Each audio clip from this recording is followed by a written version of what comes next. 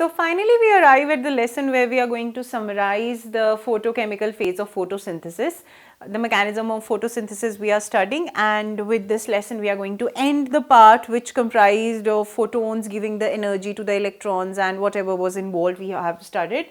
We are going to summarize it. Firstly, we talk about the photochemical phase, otherwise known as Hill's reaction. You might get questions by this name, and the simplest is light reaction that takes place in presence of light, sunlight I'm talking about.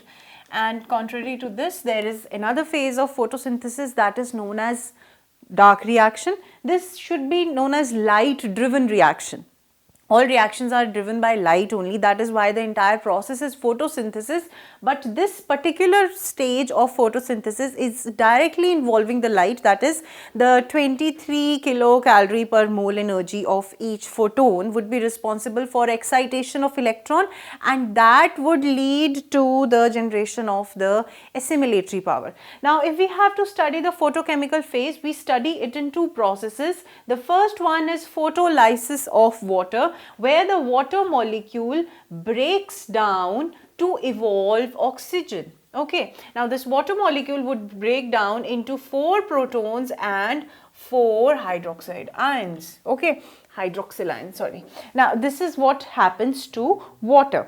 This water molecule splitting is taking place in order to provide the photosystem 2 with an electron that it has lost already. Now this would become the part of the protons inside the lumen of the chloroplast, which all of this is taking place inside the thylakoid.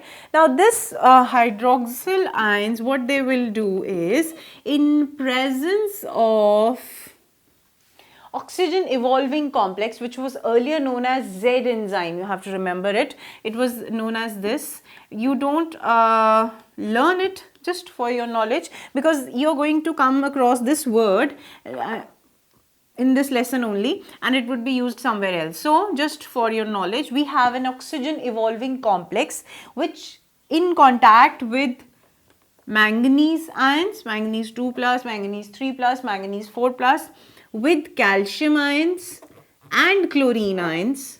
When we study mineral nutrition, we had talked about these ions, that how important they are in splitting of water. So these 3 ions are going to play a role in splitting of this hydroxyl ion in such a way that you get 4 electrons plus 2 molecules of water. At the same time, you have 4 oxygen which is released.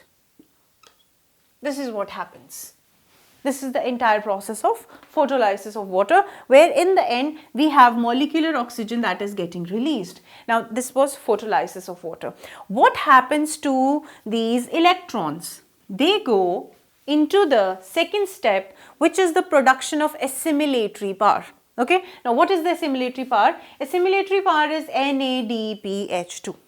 Now what is this? This is an enzyme complex that gets reduced. It is an enzyme complex which is getting reduced. NADP reductase would enable NADP positive to reduce into NADPH, and it is known as reducing power, and ATP, as you know, is the energy currency.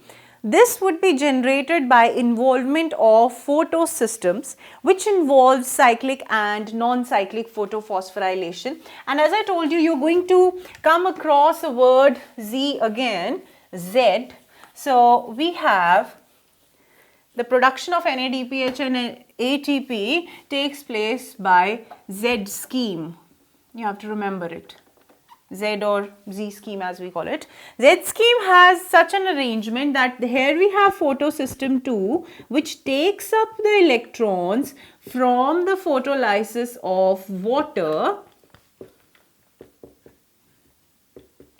Okay, this particular process that we had just taken. Here we have the photolysis of water. It gives the electrons to photosystem 2. Now see, I am going to draw something that is like this. This Z is, if it is tilted, somewhat like this it looks, okay, though it appears like N, but we call it Z scheme. Why? Because over here we have an electron acceptor, here we have ATP, that same process, cytochrome,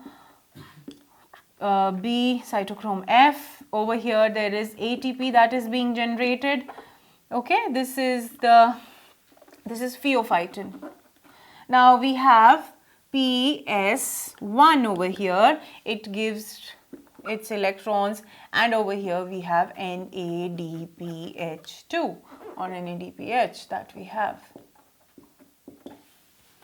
Now this somewhat resembles a Z, though I have so many questions with the people who have termed it as Z. It doesn't look like Z though, but you have to remember that this is the Z scheme that is taking place. If we have to study the cyclic and non-cyclic photophosphorylation, we study it under Z scheme, and with this we come to the end of photochemical phase where we have the photolysis of water that is taking place, and in the end we have the assimilatory powers in our hand. NADPH is also present there, and we have got ATP as well. And with this we end the light reaction of photosynthesis.